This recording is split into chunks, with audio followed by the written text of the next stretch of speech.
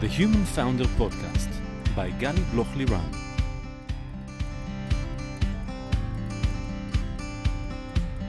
Hi, I'm Gali Bloch-Liran and welcome to The Human Founder, the podcast where we speak about the mental aspects of the entrepreneurial journey. Entrepreneurs often describe the emotional roller coaster that is embedded in being an entrepreneur or investor, where you experience the lowest of lows, being injured and losing your memory during the army service, and the highest of highs, creating impact in your day-to-day life in the Silicon Valley. And it's from that place of uncertainty, the need to constantly self-manage ourselves, keep up our energy and be mentally resilient in order to deal with everything, well, it's not easy. In each episode, I will be talking to entrepreneurs, investors, psychologists, being their sounding board, with the goal of creating a space for this less spoken about layer, which is the mental aspect accompanying the entrepreneurial journey. I will also share tips and tricks to help boost your focus, clarity, and mental resilience. Today, I have the pleasure of speaking with Oded Hermoni. Hi, Oded, and it's really, really great to have you here with me. Hi, Gali. Thank you for hosting me. Thank you for coming. Before we dive into today's episode, make sure to follow the podcast in the app you're listening at. This way, you'll keep your finger on the pulse and be updated right away with all the new episodes straight to your feed. Did you press follow? So let's dive in. Oded, you are the co-founder and GP of J Ventures Group, which is J Ventures and J Impact, a Silicon Valley-based upside-down VC with $70 million under management. And you call it a kibbutz, a capitalist kibbutz, right? We'll speak about it later. Prior to that, you were a partner at Rhodium with Daniel Recanati, and before you led the creation of IATI, you were a VC in Capital Point Group and so many other things earlier in your life. You live in Los Altos, California with your wife Ravit, an executive in LinkedIn, and your two kids, Ben and Leah, and we also talk about how they are being part of what you're doing today. So I'm really happy that you came here. It took us a lot of time to make it happen because you're like living there, you come here now. So let's dive deep. We have different angles to touch base today. I want to start actually with your day of birth, to what kind of reality you're actually being born to. Gali, toda. I'm an open book, so I knew that I'm coming here and you will ask me questions that are very, very personal. And those issues I didn't discuss earlier before I moved to the US. So when I'm named after my father. My dad died in Yom Kippur War when 10 days before I was born, which is a very unique situation in the Jewish world when you are named after your father. It's a very big shoes to get into. You don't choose your destiny. Some of it is being chosen before it. It has an impact on who you are because when you are born into such situation, which is so uncertain in a way, and at the other end, you know how to deal with crisis. So you're waiting for the crisis. It is the other hand, you know how to deal with it. And this is what made me who I am. I didn't deal with my father's death, or I didn't feel like someone from that family of the Israel, we call it the Shchol. But during my army service and later on when I was a journalist and a VC, I was exposed to how much impact my dad, who died at 28, had on people's life. He was a very engaged person. We don't have time to talk about him in specific, but he led the Israeli Student Council of all the students in Israel. He was the first mayor of the youth city, and I have few albums of just news clips about my dad before I met him. So that's it. You said I didn't really relate to it in a way until I was in the army and I was exposed myself to everything that is happening there around the Shchol. But I can't believe it that for like 18 years, it wasn't something that intrinsic within your personality and the way that you cope with things. So if I'll ask you to try and mark like the 2-3 things that were most impactful, or things like some kind of values that even in his absence were actually built in with you, that were part of your life. So what would it be? The three main things. First of all, I think it's the name. The name means a lot. Wow. If you Google my name in Hebrew, you will see Oded Hermoni, the living, and Oded Hermoni, the dead. Wow. There's lots of reminders of both, and you can escape, because if you go to the grave, you see my name and the rest in peace. Wow, it's huge. It's very complex, because and my kids will never go to the cemetery because of that reason. Wow, it's like living the life and the death within you. And this was one of the reasons why I moved to the US, by the way, to separate my life from who he was, because it was I used to go to lots of places and people said, Oded Hermoni, are you related? I knew, whatever. So yeah, it became a very impactful thing. 3 things, it's always hard to remember, but I think the name was a very important part of it. I think the Zionism and the strong belief of Israel as Israeli Jew, that this is the country that we need to build. And also being a father. I think when I later became a father, and first time doing it myself, it was a very important part of my life. I have a second dad who's a very important part of my life. He joined our life when I was in 3rd grade. My mom is a very, very influential person. She's an artist. She has a PhD. She did postdoc at Harvard. My second dad is a professor for chemistry and won the Israeli prize. So it gave me a very wide understanding of life. You know, when I work with founders in different stages, and there are sometimes crises, sometimes all the time there are crises, and we try to dive deep and to understand what is the source of it and where it meets them. And we usually takes us back to our why and to our core values and to our core story and what brought us to do what we do today. And since I know you a little bit, and we'll get to it soon, so it's really amazing to see how those 3 things that you just mentioned, the name, the Zionism, and being a father, the parenthood, actually embedded within your today's life and really core values in what you're doing today. And it's beautiful to see the connection, how it's actually getting a place, an honorable place in your activity today. So it's a nice... It's amazing how you see things. It's funny. I didn't look at my life backwards for many years, and 2 years ago, I was sitting with Adi Ubinovich, who's our venture partner.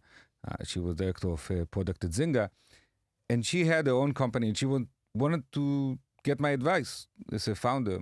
And instead, she started to interview me about my life. And she didn't say, and then she said, don't you notice there's something that is all the time connected?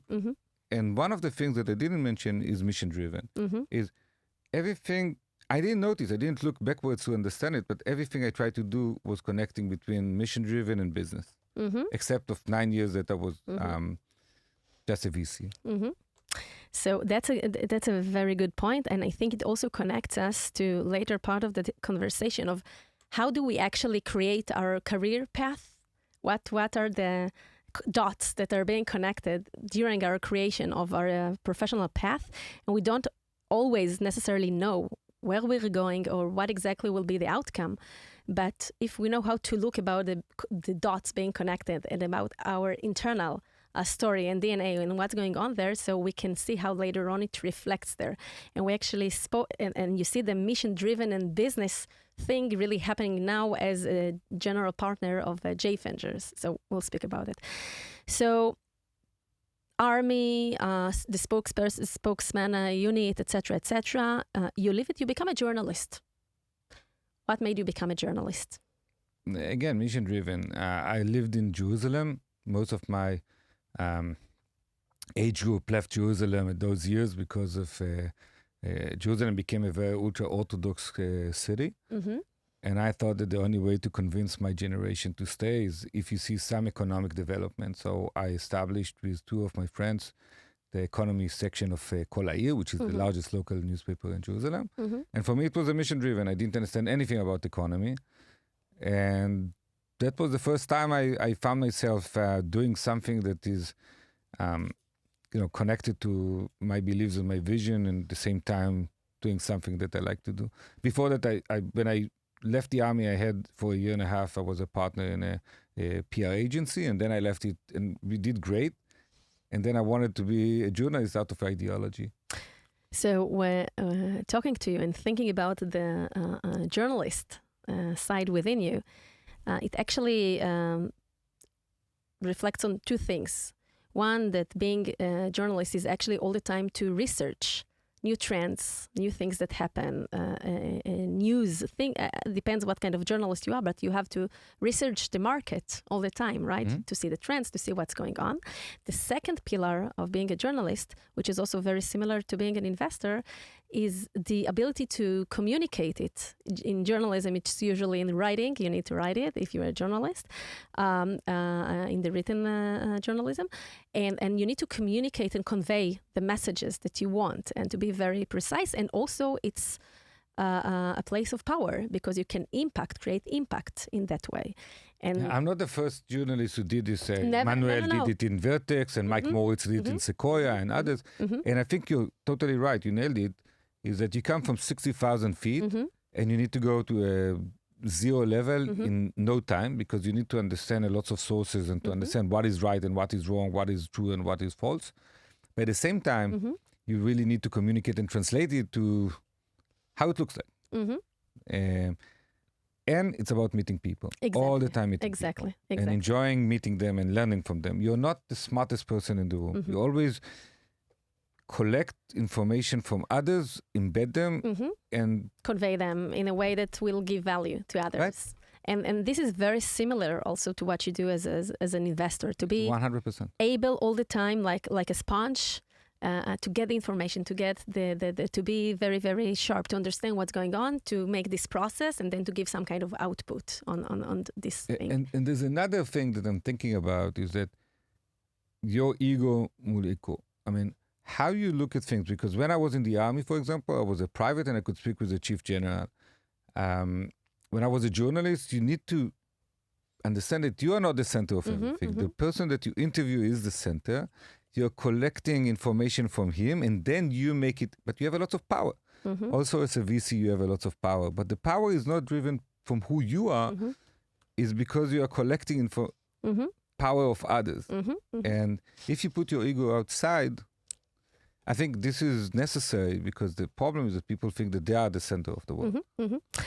A dear person told me yesterday something very, very smart, which I also feel as an executive coach, and you feel as an investor, and that part of our responsibility or duty is actually to make ourselves irrelevant, unneeded. What do I mean by that? Exactly what you said. To put ego aside, to give the value, to help the other grow, learn, know how to make the right decisions, so that your echo with time will be not needed anymore, because they will have the ability to do it by themselves.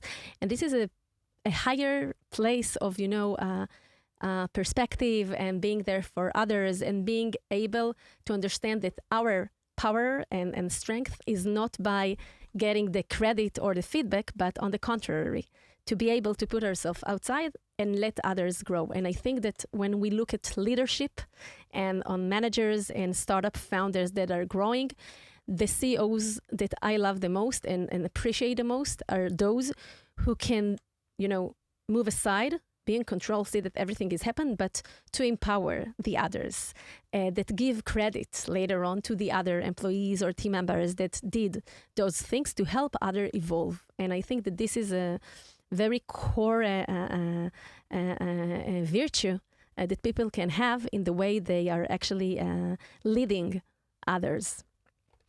I agree. I think it's something that you need to recognize, that you are not that you are being able to have this power because of other gave you this power to do it. And you're a facilitator of power, not the power itself, and not the wisdom itself. If we go to Spider-Man, with great power comes great responsibility. It's really relevant to everything that's going on today. But really, as leaders, as founders, as investors, we have a lot of money to take care of. We have a lot of responsibility to take care of. And with this, it's to see how we do the right thing, how we empower the other people, and how we are not being motivated or moving according to our egos, but seeing things in more... When I was a journalist, I had few laws. One of them, I never write about a deal that was not signed. So I'm calling the company and say, hey, I understand that you're closing a deal, that you're being acquired, but if I will write about it, it might destroy it. Fall. So let's do this way. I won't write anything. And once you do it, just call me 5 minutes before 10 and give me the whole story so I'll have something to give to my audience. The second thing was I never wrote about shutdown of companies. We are going into this stage soon, hopefully not, but it looks like. I didn't think that the employees should know from the newspaper that the company is being shut down. So I always called the CEO and told him, listen, I have between 5 to 10 days before other newspapers know what I know. I won't write anything. If someone else write it, go ahead. But take your time, do it the right process that you need. And it gives you back in the karma. And being a mensch, at the end of the day, I really believe in being a sincere, honest, fair. I'm totally with you. Those values goes with you everywhere you go, and your reputation. I always say it to the founders I coach.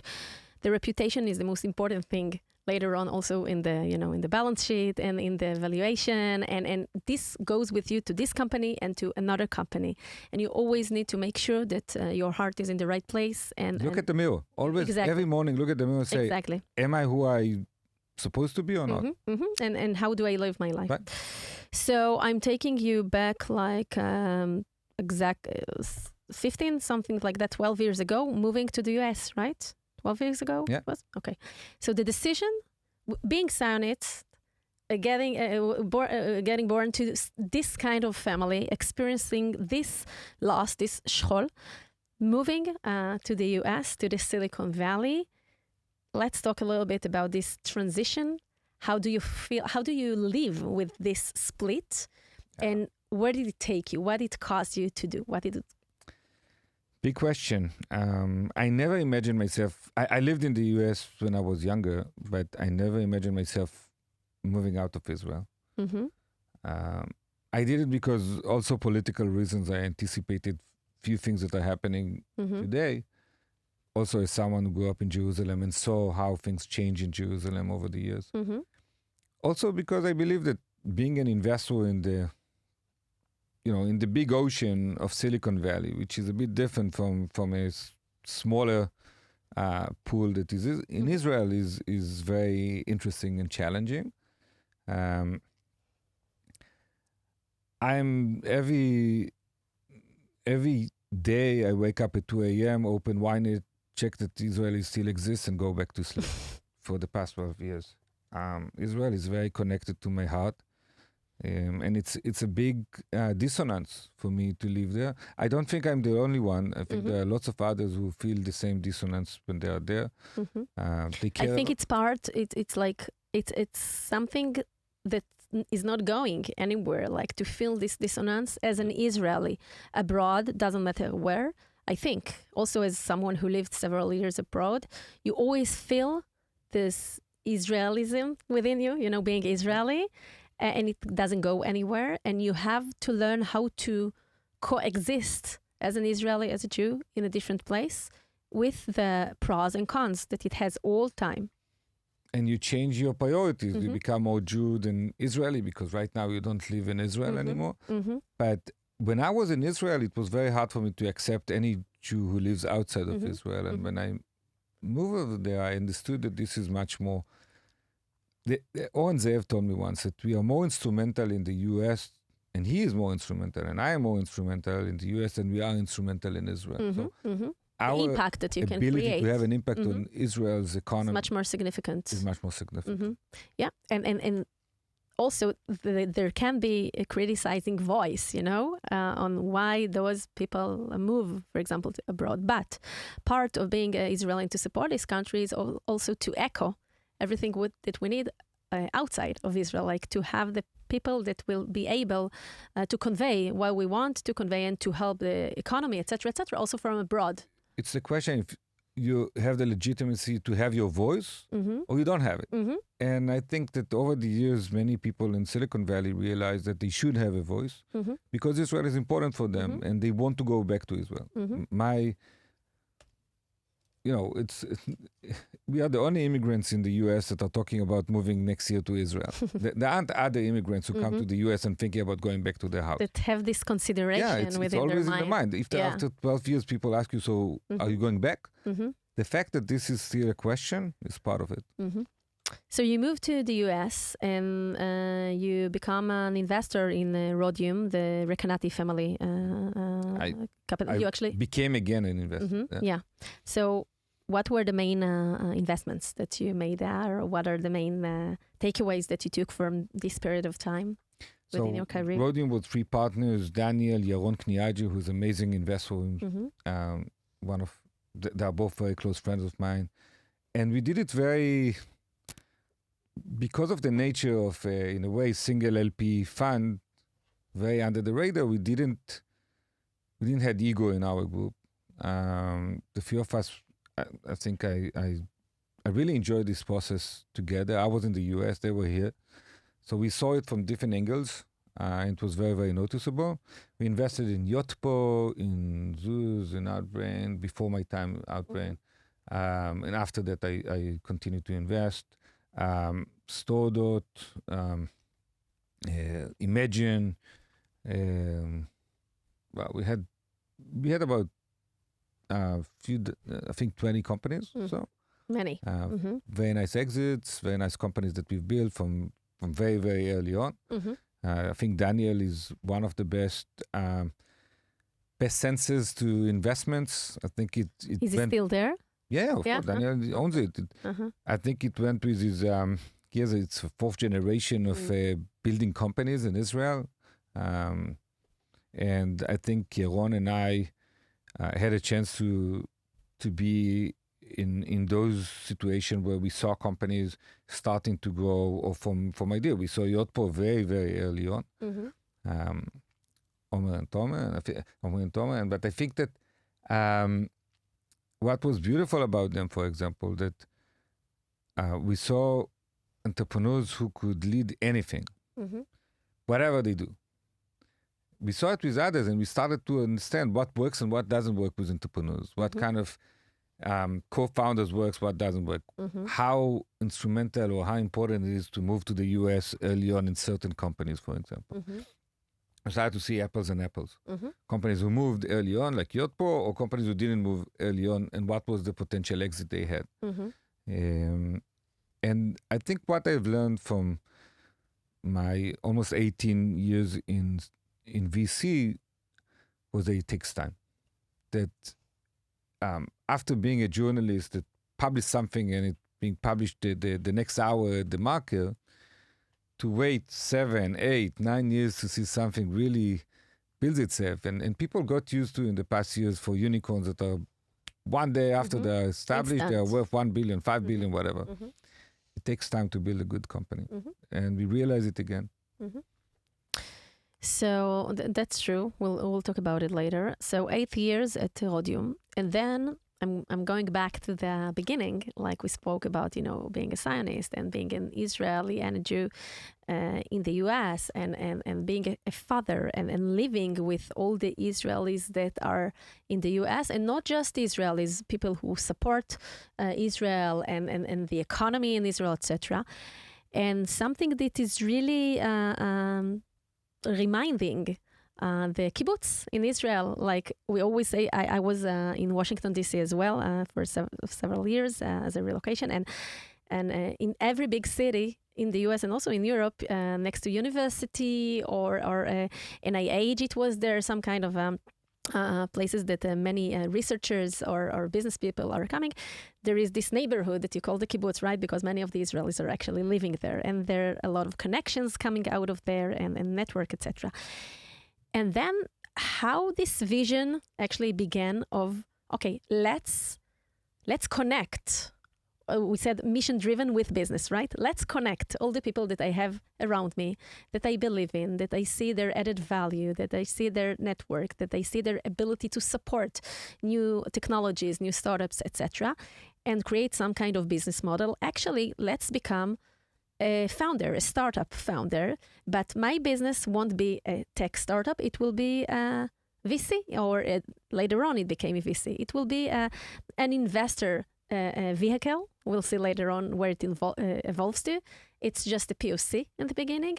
So tell us about the beginning, how it began actually. So this was really unexpected, because when I established J Angels, it was J Angels.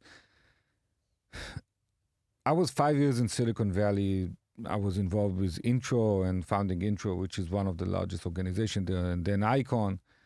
But I started to look for my Jewish roots. And I looked at my son and said, one day he will have those questions. I wouldn't have the answers. Dad, are we Israelis? Are we Jewish? What makes us Jewish? I never did Kiddush.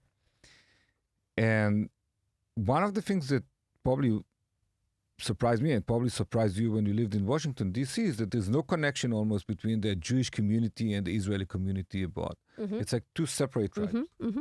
And I was like, hey, I'm coming to Silicon Valley. Of course I will. We usually don't go to temples or synagogues. And so the interaction that we have is very, very limited. Mm-hmm. There was a survey that said 46% of the Jews in the Bay Area don't feel connected to Israel because they never met Israelis. And I felt that this is a huge problem, and how we can overcome it. Because when we don't meet Israelis, we think about Israel as something very, very far from who we are. And we are now in the 4th, 5th, 6th generation apart. Mm-hmm. And then I met with two of my friends, my Jewish friends. One is Laura Lauder, which is one of my biggest mentors. And the other, and she's probably one of the most important Jewish leaders in the West Coast today. And Jim Koshland, who is also was the chairman of the Jewish Federation. He's one of the owners of Levi's, being involved with a lot of Jewish and Israeli activities. And we discussed it. And one of the things and I wanted to build a platform to connect Jews and Israelis, not business necessarily. And they said, it wouldn't work because it's not sticky enough. People need a reason to come in. They need incentive, and they need something that is sharing between them. And business in Silicon Valley and making investments in Silicon Valley is a great way to get them through the door. But it also creates trust. And if something is lacking in the Jewish world, is trust. So how do you bring people who come from different Jewish perspectives or Israeli perspectives or even have not Jewish perspective, because we don't say who is Jew. Mm-hmm. We don't exclude anyone. It's about feeling that you are. Mm-hmm. And you bring them into a room and suddenly they don't understand it because they make investments, but they become a community. They trust each other. And that was the reason why we created J Angels at the beginning. It was a group. We paid for everything. We didn't charge anyone. It was a very smart move. Because when you don't charge anyone, you bring good companies so people stay, and you bring good investors because you pick the people. If they don't pay, you can pick the people you want to bring in. And we picked them 60% American Jews, 40% Israeli Americans, because Israeli makes a lot of noise. When you get into the room, you feel everybody's Israeli. You want to give the Americans the feeling that they are not just Hebrew. And we didn't charge and we didn't manage money. We just manage opportunities to invest. We offer them. It's a beautiful sentence. We managed opportunities to invest. And we didn't, and we just did this kind of process that everybody sat together in the same room and looked at the companies and said, do we want to do it? We don't want to do it. And then they decided individually. But it was successful. We did about 16 individual investments and about 6 exits out of them, and some companies that did 50x, and people were happy. So they pushed to have a fun. So that was actually your MVP, right? You without knowing, only later on you could say, okay, if it was a couple of years. I'll say two things. One of the things is I really like to take the models that we have in a startup, right? The lean startup, the business canvas model, the MVPs, the POC, the fit, to the finding of co-founders, and to take these models and ideas and to implement them in the everyday life. And I think that those concepts really help us to everyone in his career path to organize things, to think about things in a very accurate and efficient and effective way. Okay, so in retrospect, this is what you were actually doing. You just didn't know it, that this is happening. And that takes me to how important it is to be connected to our guts feeling, and to sometimes we don't really know where we're going to or what we're doing, but we feel that there is something right and true in what's happening. And we need to go on with this. And then later on... And by the way, gut feeling is the most important thing that you can have in your life.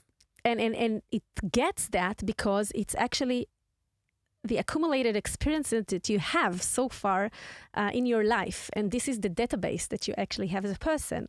And this is how your internal algorithm is actually developing itself all the time. So it's not like based on nothing. It's based on your experiences, the knowledge that you have, etc., etc. And it's also not about me. Mm-hmm. It was very important for me that people will understand it's not Oded's funds, it's their fund. Mm-hmm, exactly. So, and that actually connects to the second thing. You said that the most important, I think, or one of the most important words in startups and in relationships, trust. You gained their trust as a group because you let them speak, you let them be there, you let them say what they need, you heard them. And creating the trust with your investors and with your co-founders is really the most essential part of, building a relationship that later on you can evolve, and later on will come the opportunities. But you lay this foundation of I strong wanted to trust create with trust among themselves. Mm-hmm. I wanted them to trust each other because this is the biggest obstacle. How can you look at someone that you don't know and hear how he feedbacks on one company or another, and then you say, yeah, I respect this. I want to hear him. And how you keep yourself quiet because you want to listen to others. Think that you have a room of people with lots of accomplishments and they're waiting for the person to say the right thing because they know someone else is more smarter than they are. This was my motivation, but also my motivation specifically was I could be I don't have to be the smartest guy in the room. You know how what a strong feeling it is that you know that this collective, this if you want to say it in AI, these neurons of intelligence becomes bigger than you. It's not just about you. You're the just helping facilitator. You're the secretary. You are the group facilitator. Exactly. You are the enabler. You actually enable this. If it succeeds, it's everyone's success. If it fails, it's my fail. Yeah, it's your responsibility. Right. So it's a very delicate balance. And the second thing, you look at them trusted LPs. I don't look at them as LPs. Many of them are very, very close friends. This was, for me, also a trade-off that when I moved to the US, I didn't have my best friends were in Israel. And I wanted to wrap myself with very, very good people. And I also said no to money. That's the nicest thing because you choose the people that you want to bring in. When we created our fund, we limited the amount of money that you can invest because it's a kibbutz. It must be flat and equal to everybody. So when people wanted to put 10 million, they couldn't. When people wanted to put 1 million, they couldn't because you need to be very, very sincere with how you believe in it. And transparent. Right. It must be transparent. They get emails, they feed, they're part of it. They see the companies. And nowadays, several years after, is it still the same mechanism of investment? Much better because I didn't anticipate this will become a fund. We have now 420 members of the kibbutz. Wow. They're all LPs. We don't consider only one person as the LP because you can have a couple. And if people are interested and both couple are relevant, by the way, sometimes it's the psychologists who see the entrepreneur from a different angle, not necessarily because he's a founder of a company.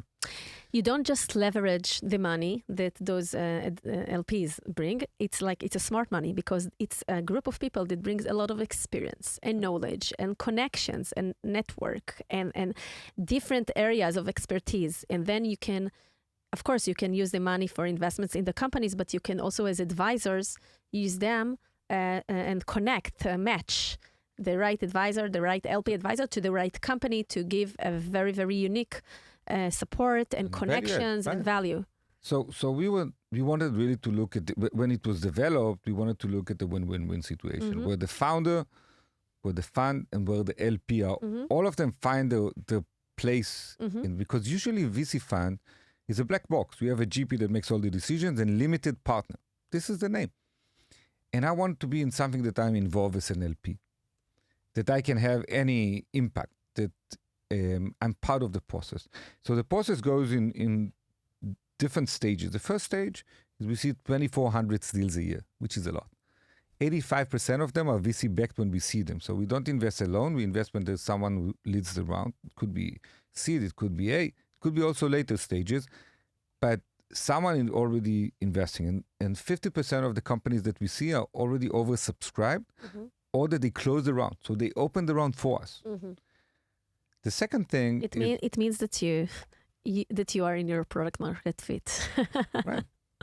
That they want to have you on board. They want to have us. And I think this is amazing. I mean, they ask others, they hear from their VCs.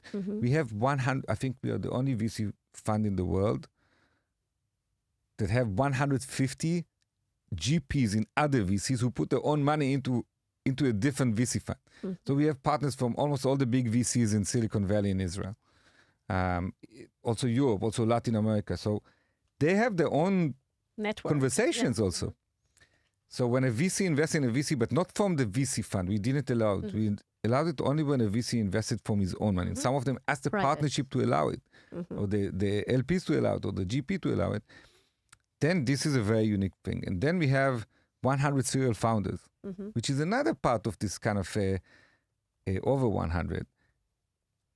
18 of them let us invest in their own companies. So when you have someone from the kibbutz that is now raising a new company, he doesn't need us.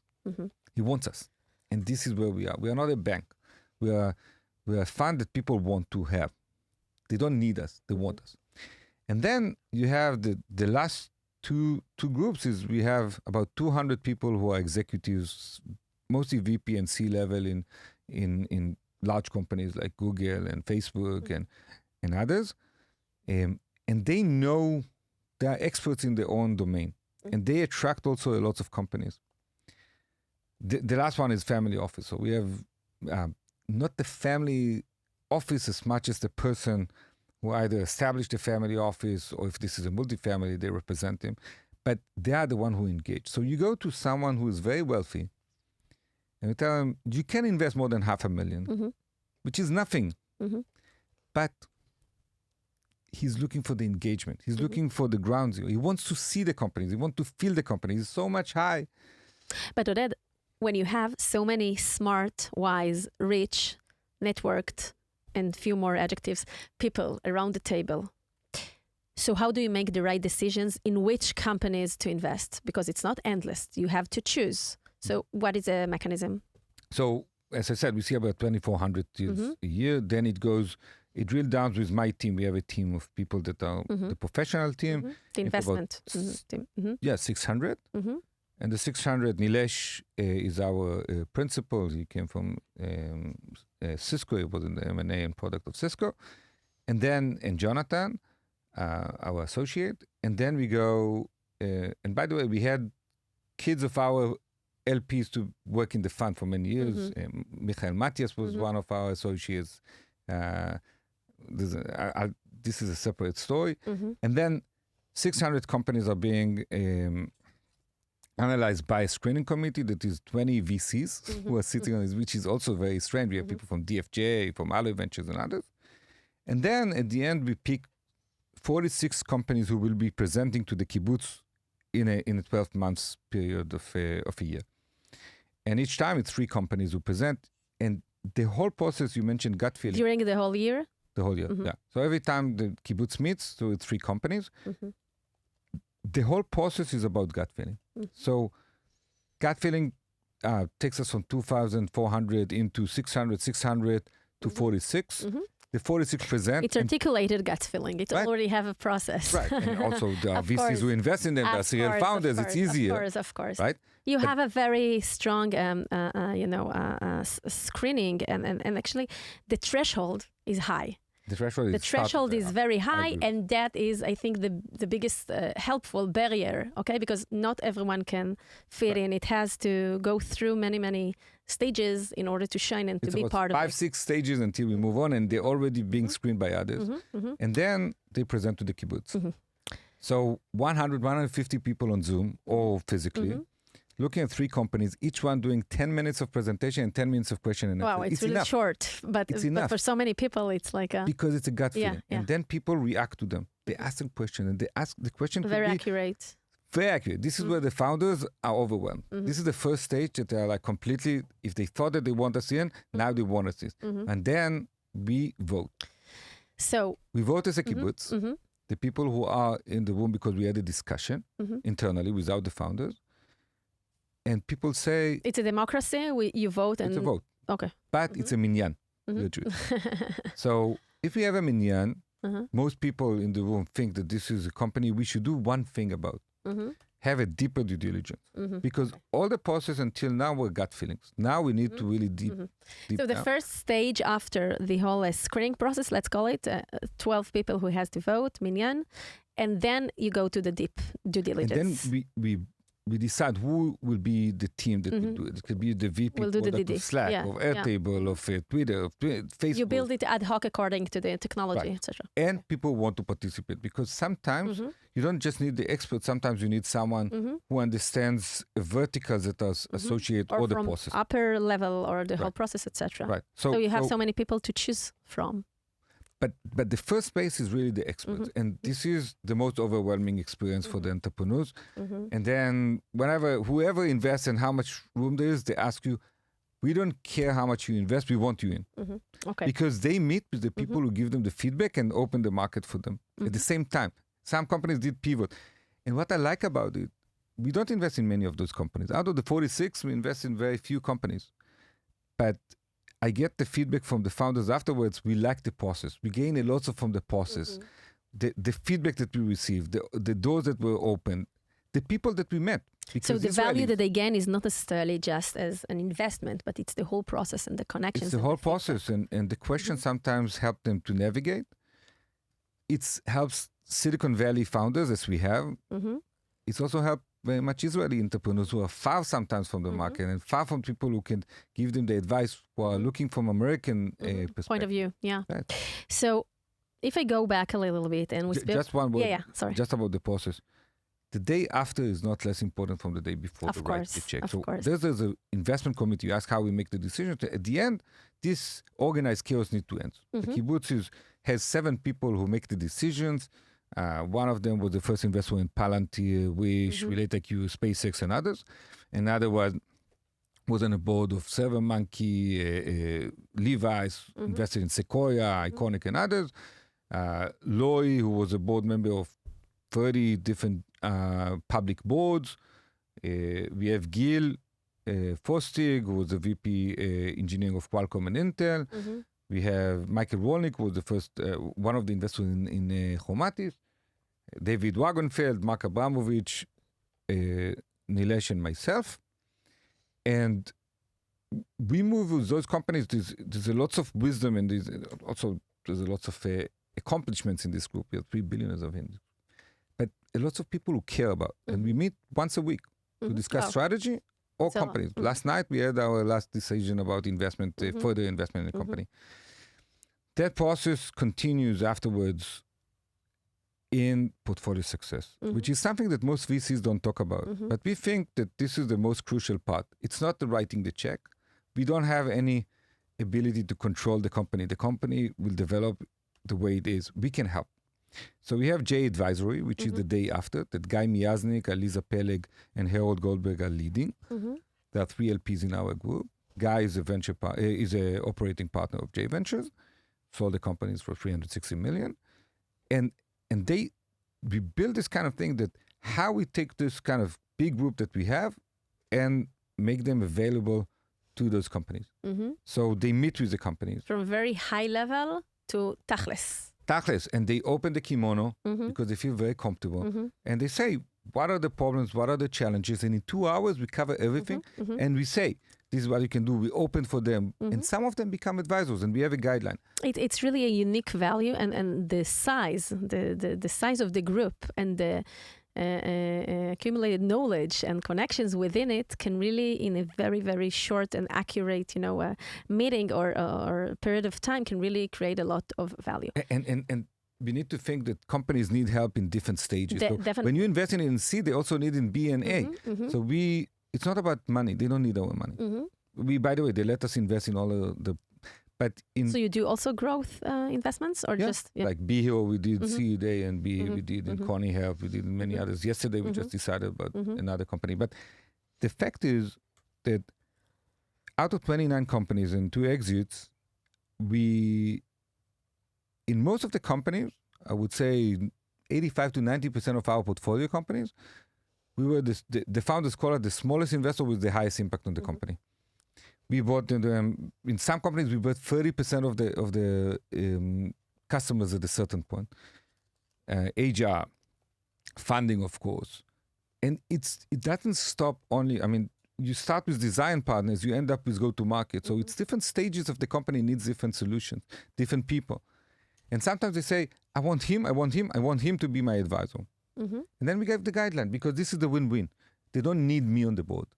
So you really, we have to hit the pause soon. So I want to start and close it. So if you reflect back on the what we spoke about, the name and the Tzionut, and the the relocation, moving to the US, and then being a father and wanting actually to connect between Israelis and Jewish people. And not to do it, I always remember that when I was a director of strategy in the Israeli Ministry of Finance in Washington, D.C., we said that we want to bring investments and investors to Israel, not because of a chesed, not of a mercy, because it's a good investment. This was the slogan, because it's a good investment and you should be open to those good investments. So taking back this same essence to what you're doing, when you reflect back on your life, and you didn't know that back then that the reality that you are born to, being a journalist, later on just moving to be an investor, and now in your late 40s, really see how this vision, how this startup actually became more developed. You're now in your round A, B, something like that, as a startup, as J Ventures, because you're also evolving, and you really see how this vision becomes a reality through this platform that you created, platform of impact, of money, of value, of networking, of connecting Israeli and Jewish, and embedding your personal story into it. So how do you feel about it? So first of all, just some not correction, but just to tune it, we are not investing only in Israeli companies. We mostly invest in US companies because we have Silicon Valley Fund, and the sweet spot is 65% of our investment are Israelis in the US. Viv, Connie Health, Visby, Hourly, those are founders, Atidot, those are founders in Silicon Valley. And I'm proud of any of the companies that we've done. The ability we have is, so this is one thing about Israel, and I think the non-mercy. I want to also say one more thing about the community, because we think about it only as a fund, but there's other aspects, and being a father. So we just started 4 weeks ago our third cohort of our J Fellows, which is our kids. So the LP's kids learn how to do VC and become a community of their own, and they help us with looking at NGOs that we can donate money. So part of the carry that I have as a GP and Jim goes to a foundation that J Ventures donate money for the Jewish world. So it's all, it's not just, it's a very holistic thing. It's like pass it forward in different layers. And you also mentioned when we chat before we began the podcast that your daughter Leah, which nowadays is almost 14, right? She's 11. 11, sorry, I mixed with Ben. Sorry, 11. Yeah. She's in the age of my Jonathan, exactly the same age.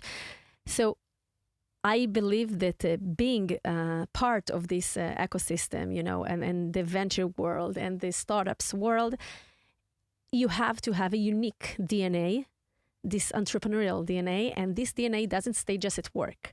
You bring it home. So, for example, I take my kids to some of the startups I work with. They can play, if it's gaming or be involved or in school. And you bring, for example, Leah to J Ventures to help with screening the companies and look what is interesting for her, and being actually as a child, being exposed to this world. And it's really beautiful how we integrate this entrepreneurial DNA even in the children. I think I did J Ventures very much for them. I wanted the next generation, not just my next generation, but any next generation of our investors to be engaged, because those are the ones that we really want them to be part of our world. And it's amazing to see a father. We have 29 siblings in J Ventures. So a brother brings a brother. We have parents and kids. Wow, 29 people that are related, brothers. family, just brothers? Just brothers. We have a lot of also fathers and kids now. Wow. We have 25% of the last extension of the fund that are younger than 40. Many of them are kids that are putting their own money in. They're all accomplished. What is amazing is to see the mother or father sitting in New York and the kid is in Silicon Valley, for example, and suddenly they have a different layer of conversation because they speak about because we are losing this conversation exactly along the years. So it connects in many levels. Right, and Leah, the business for me, one and the political one and the engagement one and the human-centric one. Right, and you want this kind of connection path. So Leah, my daughter, for example, is very, and also Ben, they are very much interested in J Ventures and in startups. They grew up in Silicon Valley. The founders of Google are in the same school, and we are 8 VCs in class of 23 kids. So it's a very much active in this area. But many times Leah is asking me, how do you choose those companies? And she gives her own input. For example, we looked at a company that does advertising in games, and she wanted to understand how kids look at it, because at the end of the day, they are the users. Right. I mean, I don't care about Ford. I want to see something that relates to me, maybe Barbie. How do you navigate it? And the questions, and she also summarized some of this. She listened to it. She asked me, Daddy, I want to understand your challenges. I want to understand, how do you manage now with ChatGPT, for example, which is very worries her, because suddenly ChatGPT can write all the essays she needs to do. Take over the teacher. All the knowledge is being taken out, and the reward of being knowledgeable. So she asked, like, how do you invest in companies like this now? They are very much interested in how life will look like, technological-wise. Yeah. You know, Oded, before we hit a pause, I think about how we began this conversation about the reality that you were born into, losing your dad 10 days before you were born.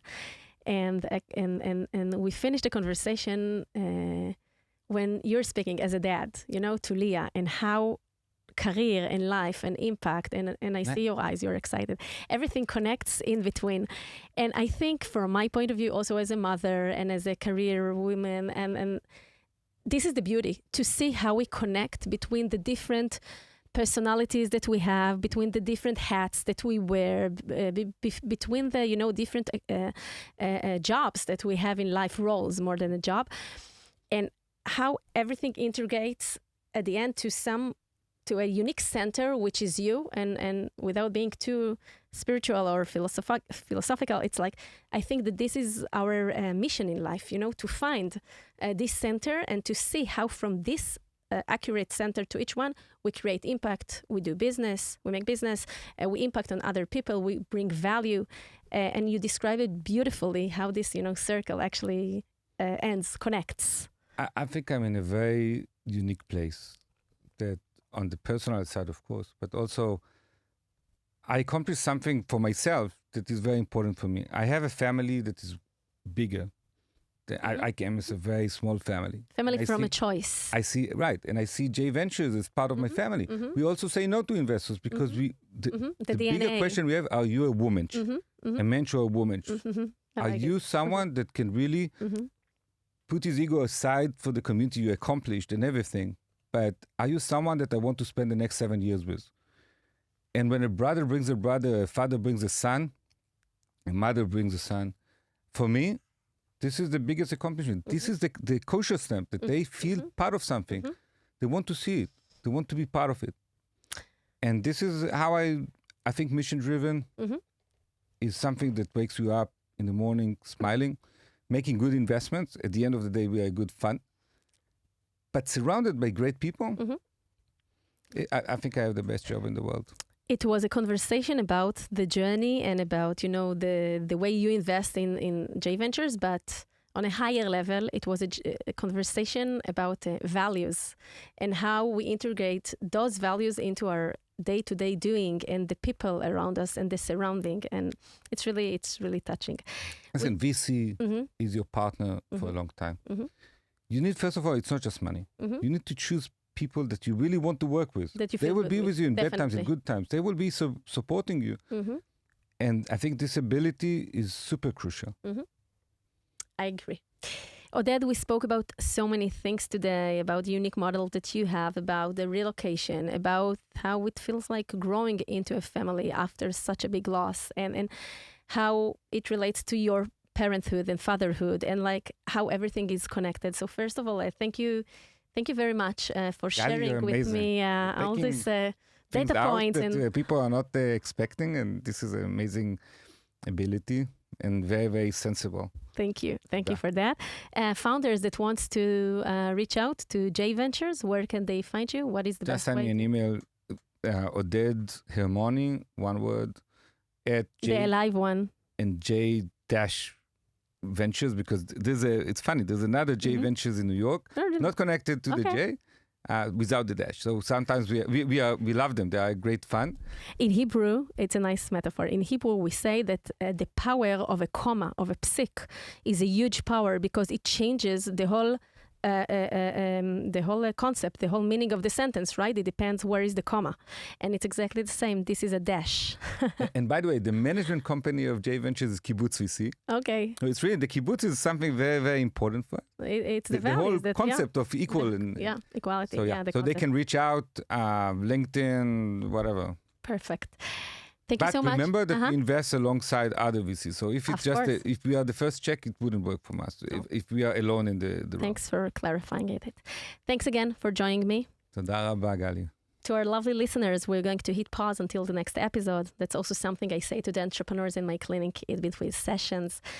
The Human Founder Podcast can be found on all leading podcast platforms, Spotify, Apple Podcast, Google Podcast, and Podbean. You're invited to subscribe it, follow us, and to be the first to hear new episodes. If you enjoyed listening, I would really appreciate it if you share the podcast with people who you think would derive value from it. Thanks to the amazing studios at Google for Startups that allows us to record all this content in here. Feel free to visit my website at galiblochliran.com and leave your details there if you wish to be updated and learn more about the mental aspects of the entrepreneurial journey. Let's hit pause. Till next time. Thank you, Oded. Bye. Good night, Gali.